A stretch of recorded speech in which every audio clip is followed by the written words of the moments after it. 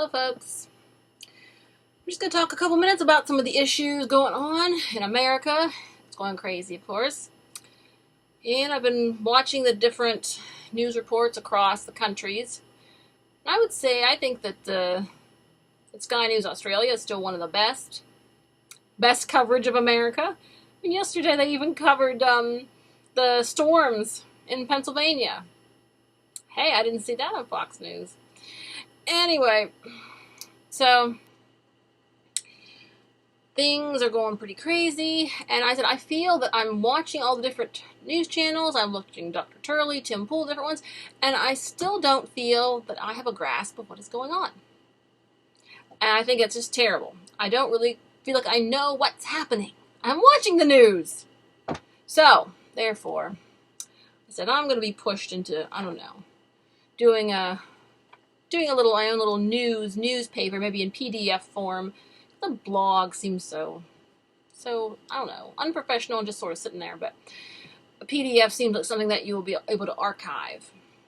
But, so, one thing, I think we need some better news coverage. I don't feel like I'm drawing any conclusions. I don't know if things are getting better, getting worse, staying the same, and what is being accomplished, or just, in short, destruction. So, we need to do something with the news. I want to comment about the Democrats saying we need to get rid of police. Now, that is a completely stupid statement. Because right now, the police, to a degree, their presence deters crime. To a degree. I said, these big cities, they have a crime problem that they need to fix. And that's another matter. But anyway, in just general, police in general. Thing is, the rich people, suppose for a minute there's no police. There is no governing body that is accountable to higher powers and to a legal system that is attached finally to the military. If there is no accountability at the local level, or the state level, or the federal level, you do not have any legal system at all. Because if there's no accountability, there's no one to enforce the laws. Who enforces the laws? Individual citizens. And then these citizens, if you're worried about prejudice, their prejudices are going to come to the forefront, and they're going to act with their prejudices. And basically, it's every man does what's right in their own eyes. Some people will be like, you insulted me.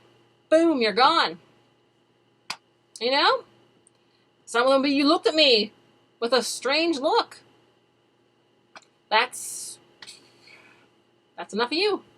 You know what I'm saying? Every individual person will have their own code of law, and they will be in a position to enforce that upon everyone they meet, and there will be no higher power to deter them.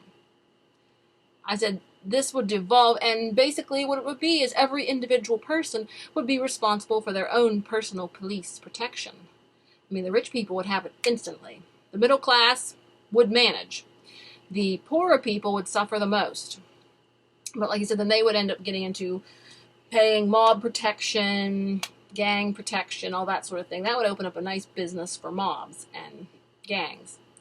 So, but these Democrats don't think. Their brains are mush. They're mush brains. You can see, I hope you can see why you never, ever, ever vote left. Why you never, ever. Because they will not support you. They will not protect your life, your liberty, or your family, or your business. They won't protect anything. They are in it for the swimming pools, the trips around the world, the golden plates, the prestige. They're in it for themselves. They're in it for the money and the power. And you're nothing. You're only worth something if you can give them something. If you can't, then you're nothing. So please, never vote Democrat again. Never vote left again if you're in another country. And we need to use our voting power this November to just wipe the left from public office. They do not belong there at all. Wipe them out from public office.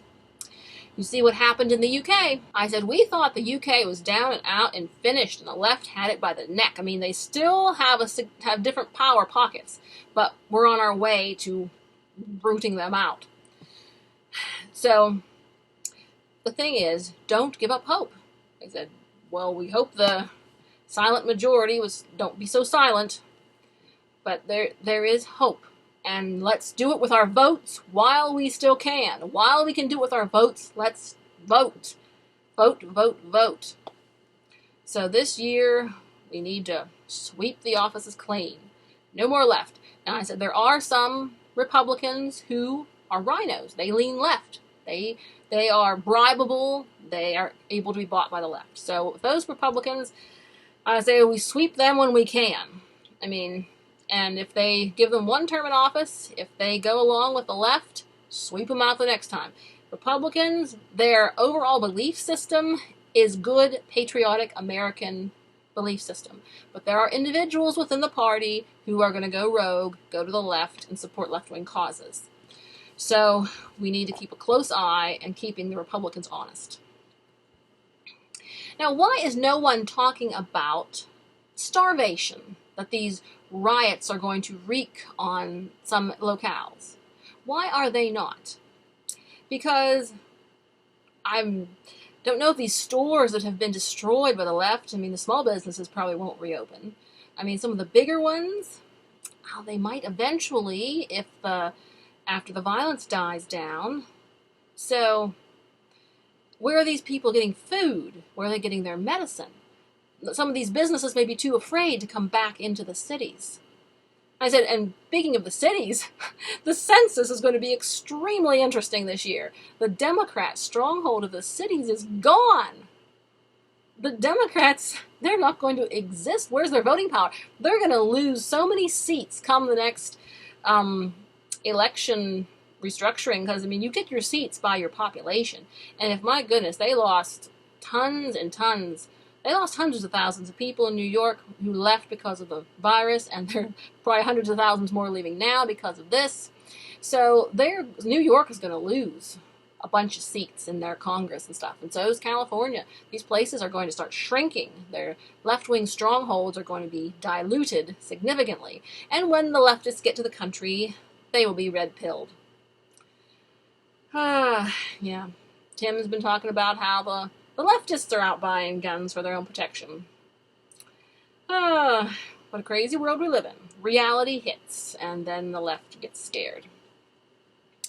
So anyhow, back to the concern about the famine and the poverty. It's obvious there's going to be a lot more homelessness this year.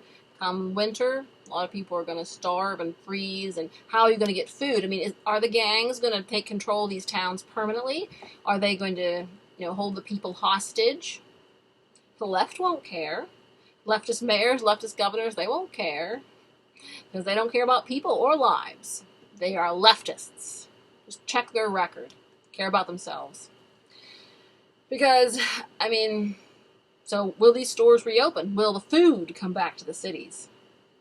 I mean, maybe having the cities destroyed is not going to upset the supply chain for the rest of the country, so that's hopeful. But and so the people in the cities are going to start to starve. Because first of all, the stores may not want to reopen. Second of all, what delivery men are going to want to drive their trucks into a city when they can be ambushed, shot, robbed, beaten? You'll have to pay the delivery drivers $1 million a piece to go into the town. And then the cost of goods will skyrocket beyond what any poor person can afford. The poor people are going to be eating rats in the city. And you can say, oh, well, maybe the charities can airdrop some food. Airdrop food, the left and the gangs will be there to grab it up. So the poor people, I don't see any way out for them in New York City except for evacuate any of those cities if the gangs are not broken up. There's just not much of a future for them there. Now, we have to be concerned, though, about the towns. Now, see, whenever the gangs run out of food, guess what they're going to do? They're going to head, like I said, for the suburbs, for the towns on the outskirts of the city. We used to think everyone close to the city was in a good position for money and success, but now I think the small towns are probably worried about themselves as the towns, the outskirts of the city, within so much of a radius. Because, like you said, where the gang is going to go when they've finished eating everything, ruining all the restaurants and stores in the city, they're going to go out. So fortunately, the little towns have some time to prepare. I said, I'm about 2 counties away from Allegheny County, so I don't know how bad the riots are in Pittsburgh, but I mean, so I have a fair cushion to where I live. So those of us in the country have some safety. We don't know if they'll come out that far. But the takeaway from this is that individuals must beef up their safety. Be prepared to keep your family safe, whether that comes in the form of multiple burglar alarms around your home, and businesses must keep your business safe. Whether that takes the form of booby traps, burglar alarms, or whatnot, I say we all need to step up. We all need to step up to be able to fight back against criminals. And we need to make sure the legislation is pushed so that people defending their homes and their stores have the upper hand, and the criminals do not have anything to stand on. We need to work on that, because right now the left wants to persecute people defending themselves and is in the favor of criminals. Because the leftists are criminals, get that through your head. Woodpecker, woodpecker, woodpecker. Get through your head. Leftists, criminals. All right, so individuals must secure their homes by more means, and business owners must secure their businesses. Of course, a lot of businesses are in the process of moving to online because they realize it's just a little easier, and that's good, but we should always have backups, because, I mean, if somebody hits the internet, that they know they can really conquer. So I'm in favor of a backup plan for going back to regular life without the internet. So that would be the next thing I'd be concerned about. But so the individual must protect themselves, and towns, small cities, they need a better plan, a better game plan. I mean, what would they do if a band of gang members drove up to their town and started stealing and burning their town? I said, this is like the Wild West. This is like cowboys and Indians again. We've got to be prepared, and we need to have emergency plans. You're going to have emergency plans, because the left will stop at nothing. And even if this riot calms down and gets quelled, in November, when the Republicans sweep the left out of office, these are all going to come back. They're all going to come back, so we better be prepared. Another thing is, where's the left and their virus? Where's the sickness? So if they are right about it and how dangerous it is, then we should see a massive spike within all these people who are protesting. Massive spike. We better see it, or else the left-wing media is going to be left with another omelet on their faces, and people are going to say it was all a joke. I mean, I live in the country. I've kept an open mind throughout this process. I really do not like the experts flip-flopping. That makes me very suspicious. But a lot of people I know are saying it's a joke just to control people. So we'll see. I'm keeping an open mind. But this for sure, and they say that now, like, Brazil and Sweden are having troubles with the virus. So this should definitely, maybe it will be karma. Maybe the virus will come for the rioters. And also, another concern is, weren't they saying that the virus was affecting more deadly for the Black and Hispanic communities? Weren't they saying that? So it's not going to be a good scene here in a couple of weeks whenever the virus is done incubating and these people are in a high-risk group, and they're the ones who've been protesting. And so according to the left and according to what we're seeing in Sweden and Brazil, the protesters should be doomed to disease. But we will have to wait and see.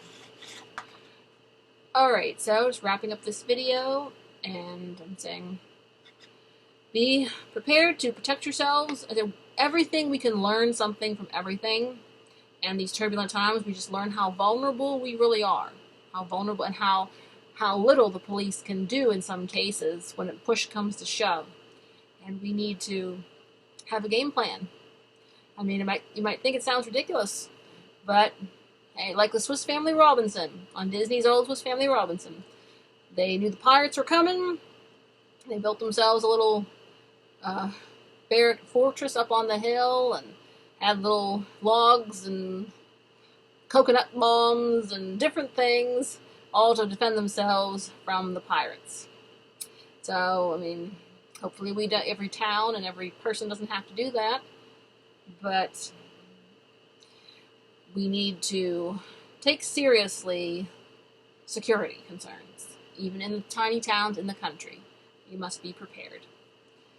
I have this flag sitting down here, and it's appropriate. I really like my little ending to my videos, the closing of the Star Spangled Banner. The flag was still there. So, as we are fighting through these problems, we're fighting through the virus, we're fighting through the riots, in the end, our flag will still be there. Have faith. Have faith. Let freedom ring.